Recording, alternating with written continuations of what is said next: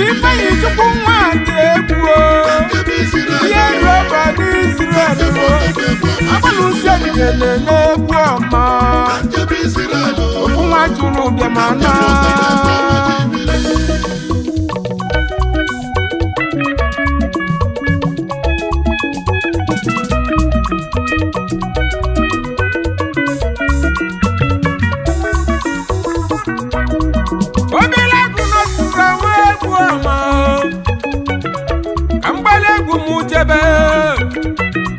Kambuli Pamutebe obodo na-akpọ Israel ebe ifeọma dị ka anyị na-eje ebe ifeọma na-eme ebe afọ ka anyị na-eje kedu onye anyị so jebe Chief Ifeanyi Chukwu nwa dị egwu ihe rọba n'Israel agbalụsie ngene na-egbu ọma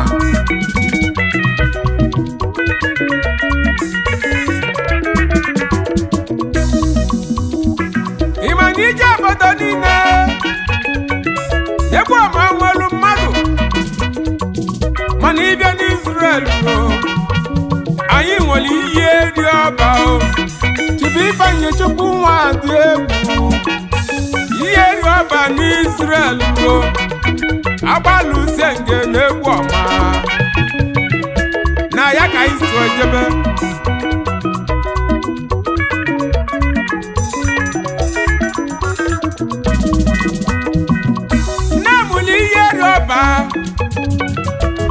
n'ụmụana sodo nke dị n'ugwurugwu ana n'ụmụdịdị n'egwu ọma n'Oguta LGA nke dị n'Imo steeti ihe rọba wee tolitesie wee gụba akwụkwọ na Central School ebe ọ gụrụ praịmarị ọgụsie praịmarị skuul wee jebe n'egwu ọma sekọndịrị ihe rọba wee gụsịa akwụkwọ wee jebe Mgbuka Obosi ebe ọ jere ugbo odibo wee mesịa bido afịa ọ zụkatara afịa n'Obosi wee bido jebe Warri ebe ọ na-eme supply osi Warri wee mesịa je Abuja ebe ọ jelu gbatụ mbọ ọ gbatụrụ mbọ na Abuja wee jebe obodo oyibo ihe rọba wee lụzi Israel aka odogwu wee chake ịma na aka ma jide akụo ụmụ ogbenye nwobe ṅụli n'ọbịa bụ ụkwụ ọma kpọrọ egwu ọma nke dị n'Israel ịma na ife onye na-emene n'ụwa ka eji ekwu maka ya maka na adị ekwu na nkete n'ọya nwa bụ CEO ihe rọba Holdings Nigeria Limited, importer of all kinds of motor parts, engines and alternator and etc. Ụmụolu branch na Mgbuka Obosi ma nwokwuo na Ladipo, Lagos State ma na-alụkwu moto n'Israel mkpa aije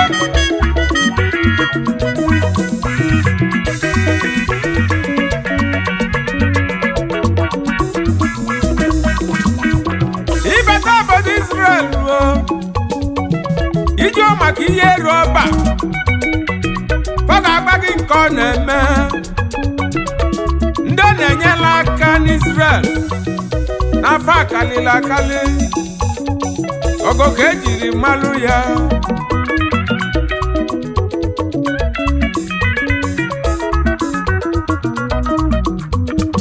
ifeọma na-eme n'Israel o ji bụrụ double president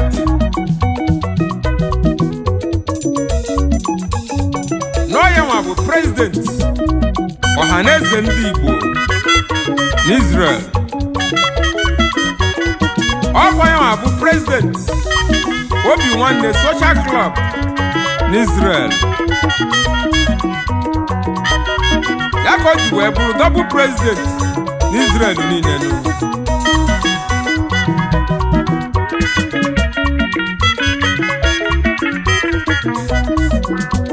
Chief Ifeanyi Chukwu Nwadegwu ihe rọba n'Israel agbalụsie ngene na-egbu ọma ezigbo nwanne nke m na gị ka m so wee jebe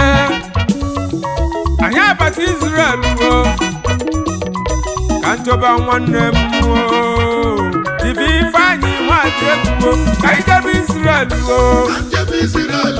ka njebe Israel ka nje ka njitezi nwanne m ka nje ka metụ nwanne m arụwo na mmekọrịta arụ ya bụ sọ nwanne ka nje ka nje zute nwanne m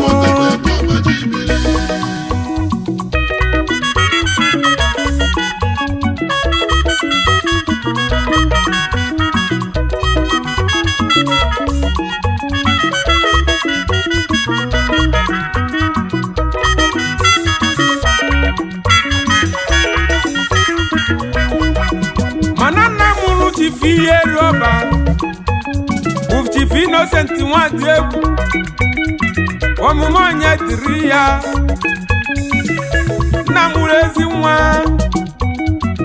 papa mụrụ Nwadegwu mana ọnwa kpọrọzi Oliakụ nwa ya oge papa nọ n'ọya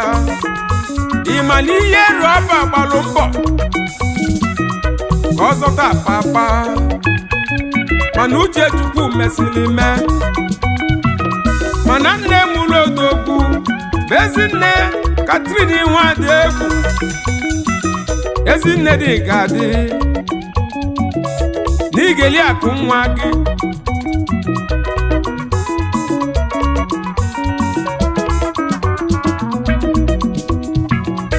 ihe rọba wee mesịa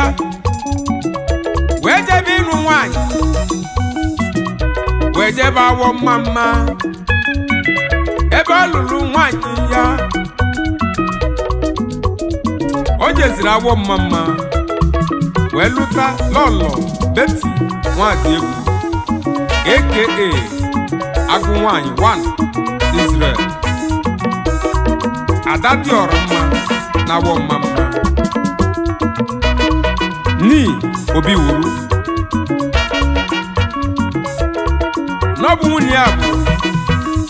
the Secretary General Oluzona Union Israel n'ọkwa ya bụ the Assistant Secretary Imo State Indigenous Association n'Israel National Publicity Secretary Obi Nwanne Social Club n'Israel n'ọkwa ya bụ the Chief Executive Officer Travel Exclusivity Global Consultants n'Israel Osodieme agụ nwanyị obere agụ nọsịra nwa egbo omekene nwanyị ya na di ya na-ebikọ ejima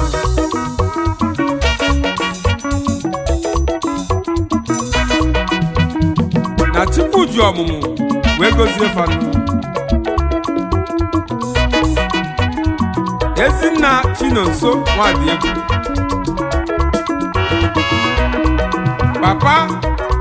Chidera Precious Nwadegwu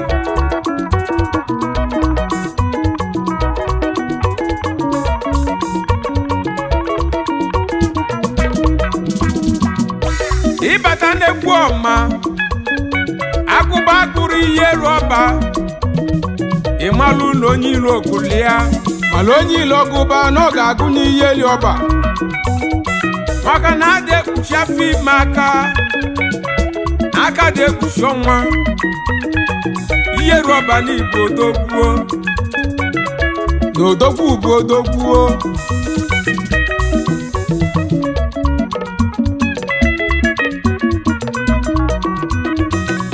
ịbata n'egwu ọma ndị nyere aka kalịla akali ma bidoro afịa ma ndị ọ mụrụ ọrụ akpa aza ihe rọba n'ịbụ akpa aza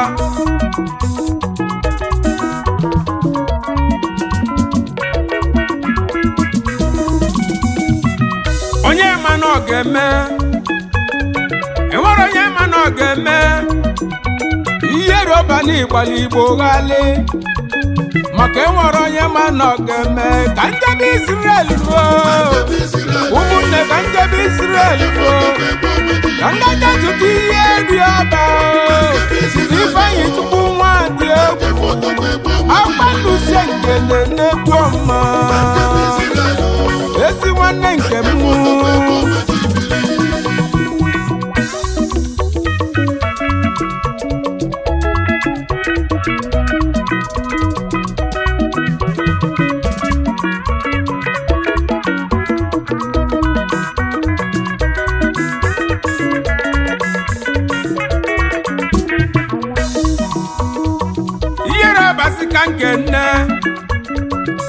ka nkene nwanne ya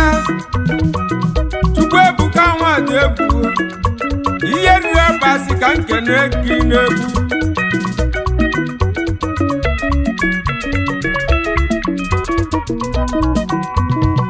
ọ sị m kene ezi nwanne ya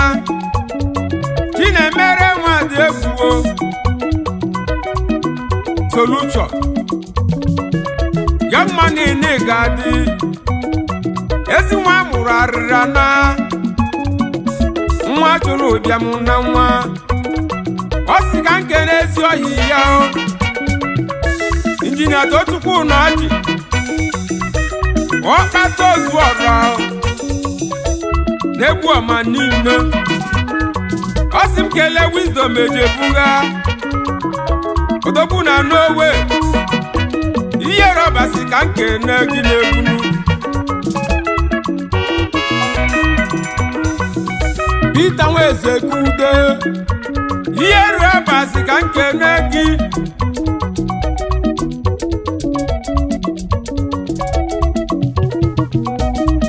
ọ sịkwa ka nkene ndị Excellent 96 n'Egwu Ọma Secondary School ndị classmate ya kedu maka Aloma nwadị egwu Agụji Egbo 1 n'Egwu Ọma ihe rọba sịkwa ka nkene gị kedu maka Onyeka nwadị egwu igbe asịka ofuo mana igbe nọ n'obi ya kedu maka Sir Charles Obioha ihe rọba sịkwa ka nkene gị n'egwu kedu maka Ụzọchukwu Nwagburu Ebubechukwu ụzọ ihe rọba sịkwa ka nkene gị n'egwu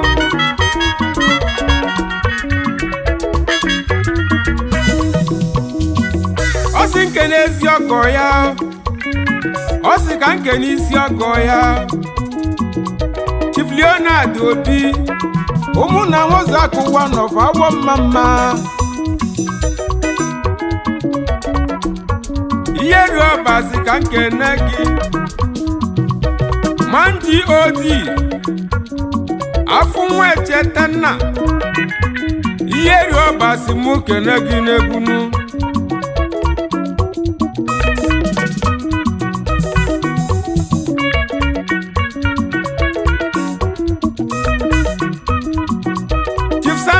Obi oyi na-atụ mba n'Israel ihe rọba sị ka nkene gị n'egwunu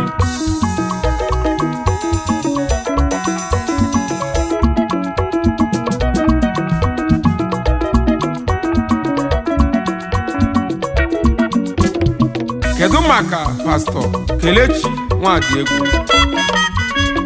ihe rọba sịkwa ka nkene gị n'egwu kedu maka Chief Elias Ngoladị ezi nwa Abife agụ gbara agụ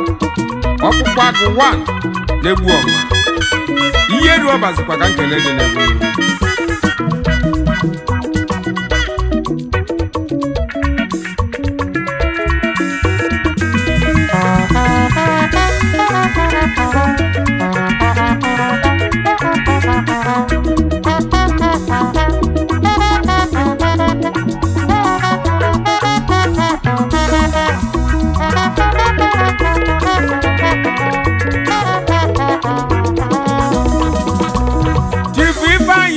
nwadị egwu ihe ri ọba